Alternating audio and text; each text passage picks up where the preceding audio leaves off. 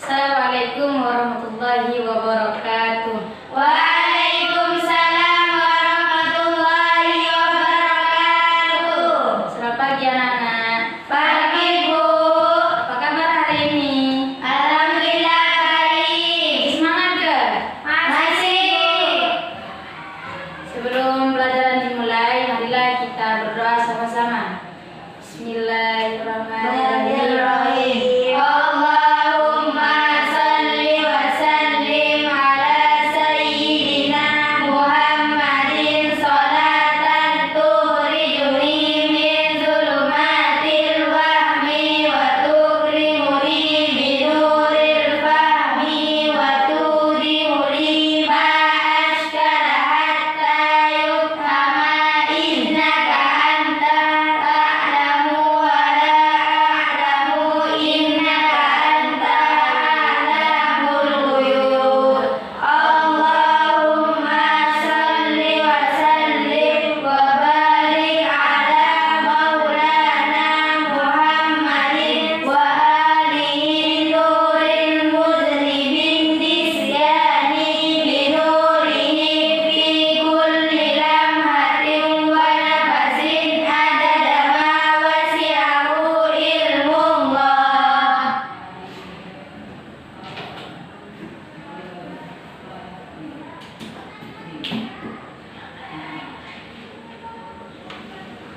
Baik, Ibu akan absen. Bagi yang tidak hadir angkat tangan.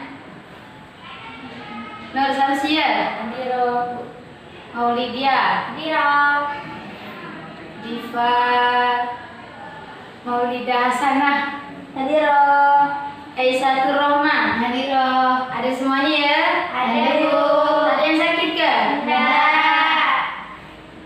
Sekarang pelajaran SKI, Pertumbuhan Ilmu Pengetahuan pada Masa Dinasti Abbasiyah. Sebelumnya pernah belajar ini kelas satunya Kak? Nah. Baik, Ibu akan menjelaskan sejarah berdirinya Daulah Abbasiyah. Yaitu sejarah berdirinya Daulah Abbasiyah berawal dari terjadinya pemberontakan di seluruh negeri pada abad ke-7. Hal ini mengakibatkan terjadinya perang antara pasukan Abu Abbas dan Marwan bin Muhammad, yaitu dinasti Umayyah, yang dimenangkan oleh pasukan Abu Abbas. Dengan jatuhnya Syariah, berakhirlah masa dinasti Umayyah dan bangkitlah dinasti Abbasiyah. Kemudian pada bulan Dzulhijjah tahun 132 Hijriah, Marwan, yaitu Khalifah Umayyah, terbunuh di Fustat, Mesir. Kemudian Daulah Abbasiyah resmi berdiri. Pemerintahan Daulah Abbasiyah, pendirian Daulah Abbasiyah adalah Abdullah al-Aswafa bin Muhammad ibnu Abdullah ibnu al-Abbas. Kekuasaannya berlangsung cukup panjang dari tahun 132 Hijriah atau 750 Masehi sampai 656 Hijriah. Pemerintah Daulah Abbasiyah di bawah pemerintahan Muhammad bin Ali al-Abbas, gerakan Bani Abbas dilakukan dalam fase-fase, yaitu fase yang sangat rahasia serta terang-terangan atau pertempuran. Pemerintahan Khalifah Abbasiyah dibantu oleh wazir, yaitu Perdana Menteri. Jabatannya disebut wazirat. Wazir kekuasaan penuh untuk memimpin pemerintahan. Adapun yang membantu Khalifah dalam menjalankan tata usaha negaranya adalah sebuah dewan yang bernama Diwanul Khitobah. Sampai sini ada yang mau ditanyakan? Tidak. Ada, Bu. Apa?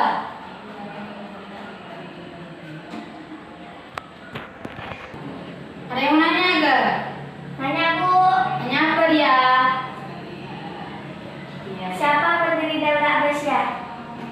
Siapa? Pendiri Daulah Abbasiyah, Bu.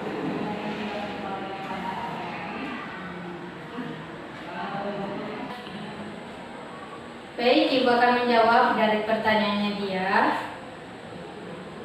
Apa tadi pertanyaannya? Siapa pendiri Daulah Abbasiyah? Yaitu Abdullah As-Safa Ibnu Muhammad Ibnu Abdullah bin Ibn Al-Abbas. Dah. Nanti, Bu. Ada yang mau tanya lagi? Enggak. Baik, Ibu akan yang menanya sama kalian. Siapakah pemerintah khalifah ketiga? Harun Ar-Rasyid. Apa Esa? Harun Ar-Rasyid. Harun Al-Rashid. Harun Ar-Rasyid. Harun Ar-Rasyid. Pandai anak Ibu hari ini. Baik, Ibu akan melanjutkan dengan penjelasan selanjutnya. Pemerintah khalifah kedua yaitu Khalifah Al-Mansur. Khalifah Al-Mansur memindahkan ibu kota negara atau kota yang baru dibangunnya yakni Baghdad. Al-Mansur juga melakukan konsolidasi dan pemerintahan di pemerintahannya, yaitu dengan membuat dewan eksekutif dan yudikatif. Bidang pemerintahan, ia menciptakan tradisi baru dengan mengangkat wazir sebagai koordinator. Dari kementerian yang ada, wazir pertama yang diangkat adalah Khalid bin Barna yang berasal dari Balkh, Persia. Ia juga membentuk lembaga protokol negara, sekretaris negara, dan kepolisian. Ia menunjuk Muhammad bin Abdurrahman sebagai hakim. Pada masa Al-Mansur, jawaban pos mendapat tugas tambahan, yaitu menghimpun seluruh informasi di daerah-daerah, dan para direktur jawaban pos bertugas melaporkan tingkah laku gubernur setempat yang ada di situ. Pemerintahan khalifah ketiga yaitu Khalifah Al-Mahdi.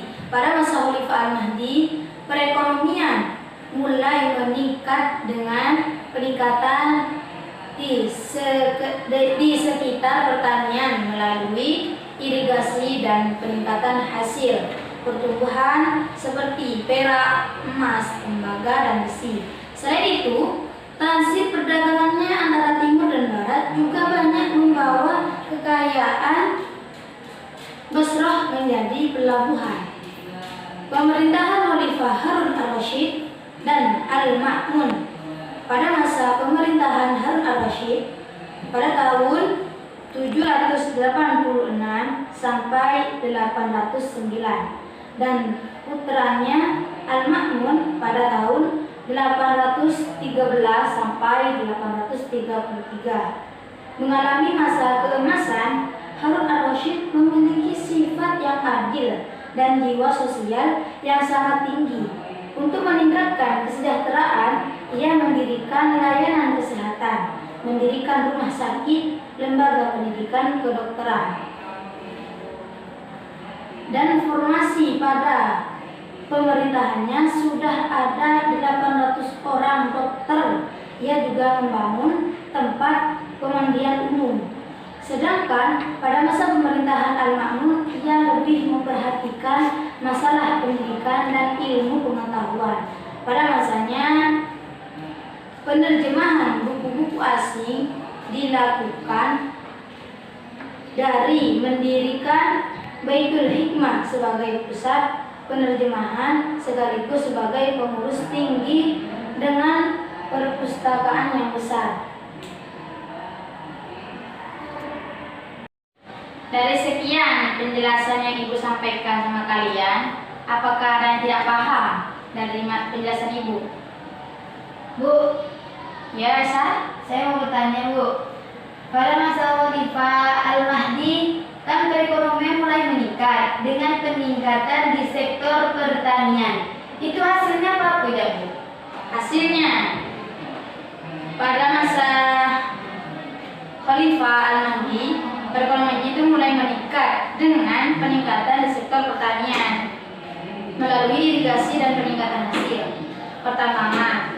Hasilnya seperti perak, emas, tembaga, dan besi. Selain itu, transit di perdagangannya antara timur dan barat juga banyak membawa kekayaan Basrah menjadi pelabuhan. Gimana Esa? Paham Bu? Yang lain? Paham Bu? Kalau emang kalian paham, Ibu akan nanya sama kalian. Siapa yang membantu pemerintahan Khalifah Abbasiyah? Siapa? Al-Wazir. Iya kan? Iya Bu. Coba Dipa jawab. Dia. Wazir Bu. Ya, pandai Bu. Esa apa Esa? Wazir. Dipa. Wazir Bu. Baiklah. Baik, Ibu akan melanjutkan penjelasannya.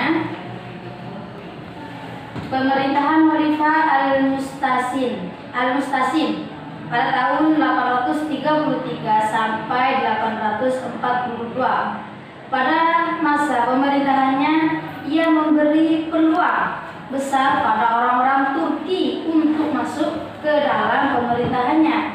Mereka menjabat sebagai tertua, menguasai tentara, dibina secara khusus menjadi prajurit profesional. Sistem pemerintahan dinasti Abbasiyah, pemerintahan Bani Abbasiyah dibagi menjadi 5 periode sebagai berikut ini. Yang pertama, yaitu periode pertama pada tahun 1132 sampai 232 Hijriah atau 750 sampai 847 Masehi, disebut periode pengaruh Arab dan Persia pertama. Periode yang kedua yaitu pada tahun 232 sampai 334 Hijriah atau 847 sampai 945 Masehi, disebut periode pengaruh Turki yang pertama. Periode yang ketiga yaitu pada tahun 334 sampai 447 Hijriah, masa dinasti Bani Buwayyah. Dalam pemerintahan dinasti Abbasiyah disebut masa pengaruh Persia kedua. Periode yang keempat pada tahun 447 sampai 490 Hijriah. Masa kekuasaan ini dinasti Bani Abbasiyah Saljuk dalam pemerintahan dinasti Abbasiyah yang disebut pengaruh Turki yang kedua, yakni di bawah kendali Kesultanan Saljuk Raya Salajikah Al-Kubro Saljuk Agung. Yang kelima, periode yang kelima yaitu pada tahun 590 sampai 656 Hijriah. Masa khalifah bebas pengaruh dinasti lain, tetapi kekuasaannya hanya efektif di sekitar Baghdad dan diakhiri oleh inovasi dari bangsa Mongol. Perkembangan ilmu pada dinasti Abbasiyah. Yang pertama, perkembangan ilmu nakli.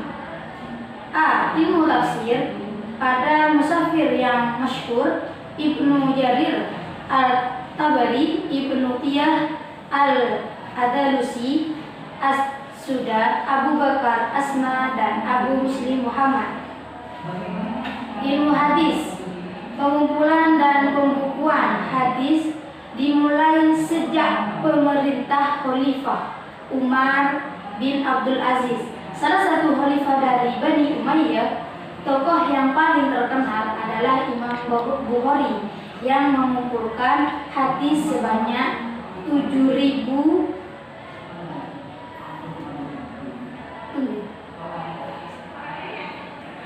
Tokoh yang paling terkenal adalah Imam Bukhari yang mengumpulkan hadis sebanyak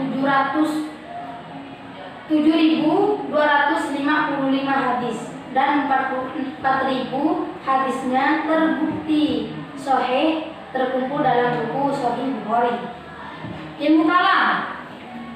Faktor munculnya ilmu kalam ada dua membela Islam dengan bersenjatakan filsafat dan semua masalah agama telah berkisar dari pola rasa kepada akal dan ilmu tasawuf. Meskipun ajarannya adalah tekun beribadah dengan menyerahkan diri sepenuhnya kepada Allah, tokoh Al-Ghazali Al-Hallaj perkembangan kebudayaannya pada masa Bani Abbasiyah. Pusat peradaban Islam pada masa Bani Abbasiyah adalah kota Baghdad, merupakan ibu kota negara kerajaan Abbasiyah yang didirikan oleh Khalifah Ja'far An-Mansur pada tahun 574 sampai 775 Masehi. Pada tahun 762 Masehi, kota ini terletak di tepian sungai Tigris. B. Kota Bersamaira letaknya di sebelah timur sungai Tigris yang berjarak kurang lebih 600 km dari kota Baghdad. Kemajuan yang dicapai tidak hanya mencakup kepentingan sosial saja, akan tetapi juga peradaban di segala aspek seperti administrasi, wilayah, pemerintahan, pertanian, perdagangan, dan industri, islamisasi pemerintahan, kajian dalam bidang kedokteran, astronomi, matematika, geografi, filsafat Islam, teologi, hukum fikih, dan etika Islam, sastra, seni, dan penerjemahan serta pendidikan kesenian, arsitektur meliputi pendidikan dasar atau khotob, menengah, dan perguruan tinggi, perpustakaan, dan toko buku, media tulis seni, rupa, seni musik, dan arsitek. Hikmah yang dapat diambil dari sejarah pertumbuhan ilmu pengetahuan pada masa dinasti Abbasiyah ini ada 7 macam. Yang pertama, sebagai referensi untuk belajar sejarah Islam. Yang kedua, untuk mempertimbangkan ilmu sekarang dengan ilmu masa lampau. Sebagai contoh. Yang ketiga, sebagai contoh individu teladan bagi kita. Yang keempat, mengetahui mengapa mereka bisa maju dan bisa hancur. Dan yang kelima, menyempurnakan pemikiran kita tentang Islam. Yang keenam, memberikan wawasan luas tentang ilmu-ilmu Islam. Dan yang terakhir, yang ketujuh, menambahkan keinginan untuk menuntut ilmu agama maupun ilmu lainnya seperti yang dijelaskan pada materi di atas. Sampai sini apa ada yang ditanyakan? Saya, Bu. Ya, apa nih, Pak? Di manakah letak kota Samara, Bu? Di manakah Letak kota Samara. kota Samara?